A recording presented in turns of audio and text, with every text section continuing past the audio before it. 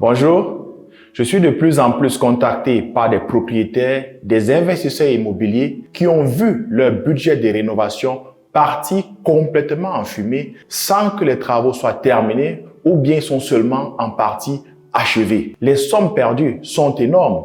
Rien que pour cette année, le plus petit budget qui m'a été rapporté était de 40 000 euros. J'ai aussi 75 000 euros et il y a un autre qui est à peu près dans 120 000 euros, quelque chose comme ça. C'est énorme ce qui est parti en fumée. Le plus souvent, je me suis rendu sur le chantier pour essayer de comprendre, de m'entretenir avec les personnes, comprendre ce qui s'est réellement passé, quelles sont les causes et comment y remédier. Et là, moi, je vais vous dire, dans la plupart des cas, et quelle que soit l'origine, la région où ces personnes avaient leur chantier, que ce soit au nord, au sud, à l'est, allemand, n'importe quelle région, elles ont toujours été victimes d'une seule et même catégorie de personnes, les Massayo.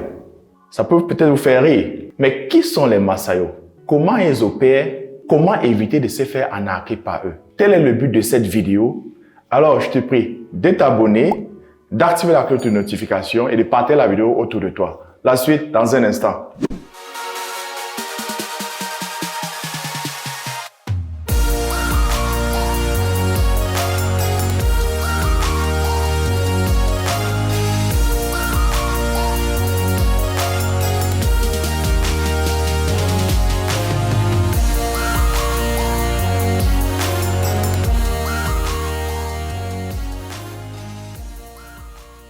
Avant de débuter, j'aimerais me présenter si tu me connais pas encore. Moi, c'est Séverin. Je suis un passionné de l'immobilier. Je fais dans du fix and flip, dans du buy and hold et je suis fondateur de la société Imojaza GmbH, qui est une société qui me permet de réaliser mes projets fix and flip, un peu comme cet objet dans lequel on se trouve aujourd'hui actuellement, et aussi d'accompagner ceux qui désirent se lancer dans l'investissement immobilier en Allemagne. Je partage volontiers mon expérience afin que vous ne tombez pas dans des pièges de débutants qui peuvent vous coûter cher.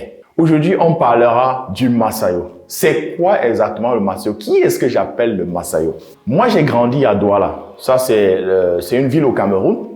Et là, dans mon quartier, on avait toujours des tontons là qu'on appelait Massayo. Donc, c'était soit Massayo Jean, Massayo, je sais pas, Apollinaire, ainsi de suite. Et tous ces tontons qui s'appelaient Massayo, eux, ils étaient des bricoleurs. Donc, ils savaient un peu arranger ceci, faire là. Je ne sais pas trop si c'est parce qu'ils savaient bricoler qu'on les appelait Massayo ou bien d'où le nom est venu. Donc, je m'excuse s'il y a des historiens ou des sociologues, c'est à eux de le dire.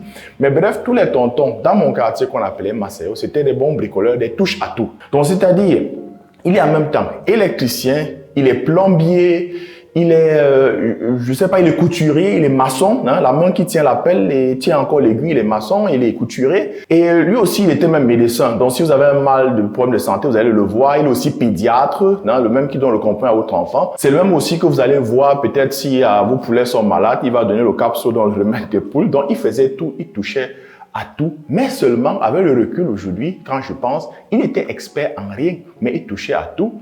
Et avait un avantage, c'est que tout le temps, il fallait l'entretenir un peu avec des petits biais, des petits gestes un peu partout. Est-ce que c'est mal d'avoir ce genre de Massayo? Non, c'était très bien, parce qu'il dépannait. Seulement, ce qu'on a un peu oublié, c'est que ces Massayo, ces tontons-là, on pense qu'on les a laissés au pays, mais je vous dis, ici en Allemagne, ils nous ont précédés, quoi. Ils sont là aussi, sauf qu'on les appelle Massayo Apollinaire, mais peut-être Massayo Wolfgang ou bien Dita, un peu comme le nom sont. Et c'est bien d'avoir ce genre de personnes dans votre entourage. Moi-même, j'en ai aussi. Parce que, il faut se le dire, quand vous faites dans l'immobilier, vous avez toujours quelqu'un qui sait un peu bricoler. Il y a souvent un locataire m'appelle qu'il a un problème là, je sais pas, de plomberie et tout. S'il faut appeler une société de plomberie jusqu'à ce que cette société arrive et les coûts, c'est énorme, les délais sont énormes. Donc, vous avez besoin de quelqu'un qui est un peu, comme on dit en allemand, un peu handwerklich begabt, qui est capable de s'y rendre et puis de réparer rapidement le problème. Donc, j'ai ce genre de personnes autour de moi. On les entretient, il faut des petits gestes, le saluer un peu avec un billet, je sais pas trop quoi, des petits gestes. Et ces personnes, elles sont vraiment utiles quand tu fais dans l'investissement immobilier, avoir des personnes pareilles avec qui tu peux un peu discuter sur le côté technique. Le problème seulement, c'est que le Massayo, il sait réparer, mais il ne sait pas concevoir et réaliser. Il sait réparer, il ne sait pas concevoir et réaliser. Alors, quand tu lui confies un projet complet, comme ce chantier, il faut totalement rénover, il faut planifier, il faut réaliser, c'est là où le bas blesse. Parce que le maçon ne sait pas le faire. Il ne vous dira pas qu'il ne sait pas le faire. Il va dire, je peux le faire. Parce que lui, ce qui est important pour lui, c'est d'avoir des sous de vous, quoi. Donc, il va prendre pour le faire et ce sera la catastrophe. Il vous prendra de l'argent chaque fois. Il touchera à tout dans le chantier sans rien finir. Donc, c'est du bricolage. Votre chantier sera un immense bricolage. Il commence ici, il n'a pas terminé, il laisse, il commence par là, il met les carreaux à l'entrée de la maison alors qu'il n'a même pas encore fait la peinture sur les murs, ainsi de suite. Et le moment où vous vous rendez compte que ça n'avance plus, vous avez déjà payé énormément d'argent. Et quand il sait qu'il ne peut plus vous prendre d'argent parce qu'il n'y en a plus, il disparaît, il vous abandonne le chantier. Il reste un champ de ruines. Donc, c'est leur manière d'opérer. Maintenant, comment éviter de se faire arnaquer? Je te livre maintenant 5 points clés, comment éviter de te faire arnaquer pendant tes travaux de rénovation par ce genre de technicien. Le premier point, c'est la bonne planification. Savoir planifier son chantier avant de débuter. Tu dois avoir une idée de ton chantier. Qu'est-ce que tu veux faire exactement? Qu'est-ce que tu veux réaliser exactement? Et cette idée, tu dois pouvoir la matérialiser soit sur une feuille de papier ou sous une autre forme. Mon équipe et moi, nous faisons tout sur 3D. Il n'y a pas de chantier qui fonctionne sans un dessin 3D. Parce qu'avec cette visualisation 3D, nous sommes capables de voir exactement à quoi le chantier va ressembler, quels sont les points importants, à quoi faire attention, et après de pouvoir discuter avec le technicien qui viendra plus tard. Sans cette réalisation, sans cette matérialisation, sans que tu ne t'aies fait une idée exacte de ce que tu veux, il te sera impossible de trouver un technicien qui doit réaliser ce que tu veux exactement. Et dans le programme de formation ou d'accompagnement que je suis en train de mettre en place, ce sera un module spécial, cette partie planification en utilisant les outils 3D. Parce que utiliser les outils 3D, c'est assez simple, quoi. Il y a des softwares que vous allez télécharger, vous utilisez, vous dessinez. Mais il faut que ce que vous dessinez là ait un rapport avec la réalité, que ce soit réalisable. Et donc, voilà pourquoi on mettra beaucoup l'accent dans ce module pour te montrer pas à pas comment tu peux utiliser cet outil vraiment à bon escient. Venons maintenant au deuxième point clé qui est le bon casting des techniciens ou des handwerkers. Une fois que tu as défini exactement ce que tu veux faire comme travaux de rénovation, à quoi doit ressembler ton projet final et que tu l'as matérialisé, tu passes à la deuxième étape, le choix des techniciens, le choix des handwerkers. Alors, tu les contactes sur il y a des différentes plateformes, il y a MyHama, il y a 12 heures, ainsi de suite. J'en parlerai dans une autre vidéo. Ou peut-être il y a un voisin ou une connaissance qui t'a conseillé quelqu'un. Donc maintenant, tu fais le choix. Généralement, moi, je te dis toujours, prends 3 personnes. Minimum 3 personnes, pas plus, pas moins. Hein, pas le premier venu et tu lui donnes le chantier. Non, tu prends 3. Et après, tu vas discuter avec lui, avec ce technicien. Tu vas lui faire voir à tes plans ce que tu veux réaliser et essayer de voir sa réaction. Comment il va le faire? Comment compte-t-il faire ceci ou cela? Il y a souvent plusieurs réactions plusieurs réactions. Le plus amusant pour moi, c'était un qui te dit Du Chef, du sagen, ich machen. Toi, chef, toi, disais, moi, faisais. Bon, c'est vrai que l'allemand, elle est un peu approximative. On ne va pas se moquer de son allemand. Mais cela traduit de quelque chose. Que la personne n'a aucune idée. Elle te dit, tu dis, je réalise. En allemand, il y a des standards. Il y a des standards du côté technique. Moi, quand je fais ma planification, je dis par exemple, je veux avoir un lavabo ici. Maintenant, pour atteindre ça, l'inclinaison de la canalisation de la tuyauterie, ça ne me regarde pas. C'est au technicien de me le dire que techniquement c'est possible ou bien les règles de sécurité ne le permettent pas parce qu'il y a des standards, il y a des normes. Quelqu'un qui vous sort cette expression, vous comprenez, qui ne comprend rien, ne vous laissez pas flatter, ne donnez pas votre chantier parce que ça c'est un massayo.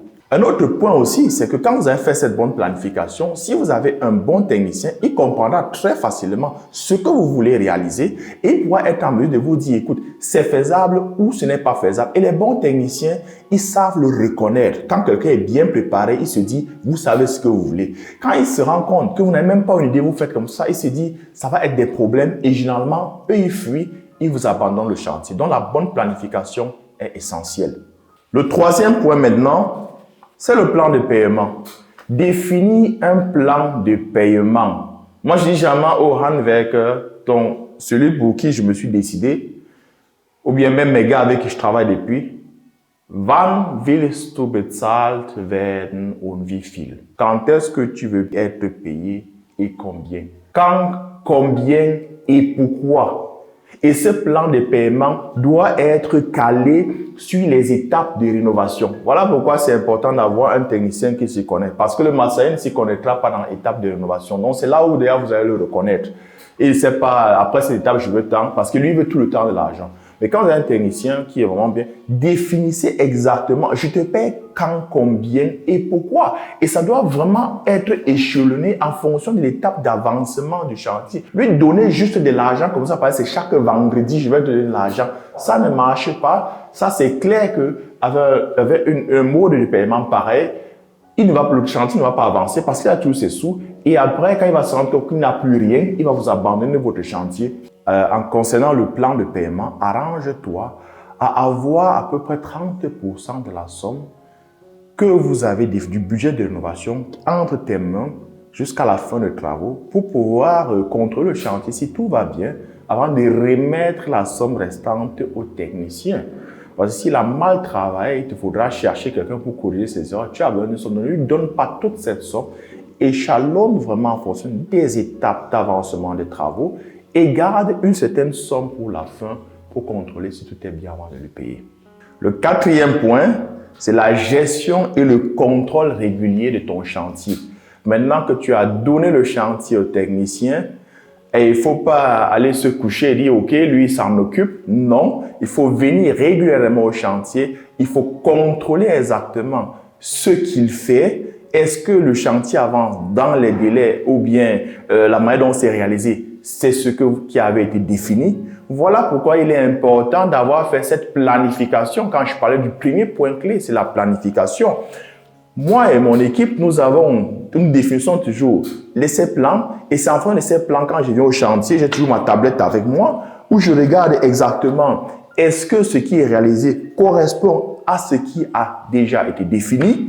Non? Et s'il y a des changements, discuter rapidement avec le technicien, lui dire écoute, ça n'avait pas été discuté ainsi, ou bien ça n'avait pas été défini, ou bien tu es en train de t'écarter de ce qui avait été défini, il faudrait corriger. Un autre facteur aussi qui est très important, c'est aussi de regarder sa manière de travailler. Moi, je dis, il faut avoir le don de l'observation, ça pour pouvoir contrôler. Il ne faut pas que tu saches exactement comment l'électricité fonctionne ou bien comment la tuyauterie fonctionne, que tu as étudié ça. Non, il n'y a pas le temps pour le faire. Moi, quand je travaille avec un prestataire de service, quel qu'il soit sur le chantier, soit ailleurs, je le regarde. Si tu ne sais pas exactement ce qu'il fait, comment il fait, regarde sa manière de travailler, comment il le réalise, tu sauras si ce qu'il fait est exact. Quand vous avez un chantier, où il y a des ordures partout, c'est mélangé, ça va dans tous les sens. Les outils sont mélangés avec les ordures. Crois-moi, c'est un Massayo que tu as. Parce qu'un bon technicien, il a un ordre. Le chantier propre, c'est un indice très révélateur du professionnalisme du technicien. Donc, je t'encourage à venir en semaine dans ton chantier contrôlé quand il y a les techniciens. Et surtout aussi le week-end, parce que moi, je viens tous les dimanches. Comme aujourd'hui, on est un dimanche, je viens au chantier le dimanche. Je contrôle au calme le chantier. Venons-en maintenant au cinquième et dernier point clé pour éviter de te faire arnaquer par les Massayos. Il est assez simple. Fais-toi accompagner. Informe-toi, forme-toi et fais-toi accompagner. Parle autour de toi. Essaie d'entrer en contact avec des personnes qui ont déjà fait ce genre de travaux, qui sont en train de réaliser, qui sont dans ton entourage. Échange avec eux. Il ne faut pas cacher. Quand on cache, ça pourrit. Et quand c'est déjà pourri, on appelle sévérance. C'est déjà trop tard, quoi. Je ne peux pas vraiment aider. Je ne vous demande pas d'aller parler sur la place publique, la place du marché que j'ai l'immobilier, je suis en train de faire ici. Mais il y a des personnes que vous connaissez qui sont dans ce secteur. Essayez de leur poser la question. Et formez-vous. Mais ça ne coûte pas grand-chose. Et si même après ça, tu n'étais pas toujours assez sûr, fais-toi accompagner. Fais-toi accompagner par un professionnel. Même si ça va te coûter de l'argent, ça te fait beaucoup épargner. Et si tu penses que te faire accompagner par un professionnel, ça coûte trop cher, teste le Massayo. Teste le Massayo. Mais avant de tester le Massayo, abonne-toi, partage ma vidéo, mets un like laisse-moi un commentaire et on se retrouve à la prochaine vidéo. Ciao!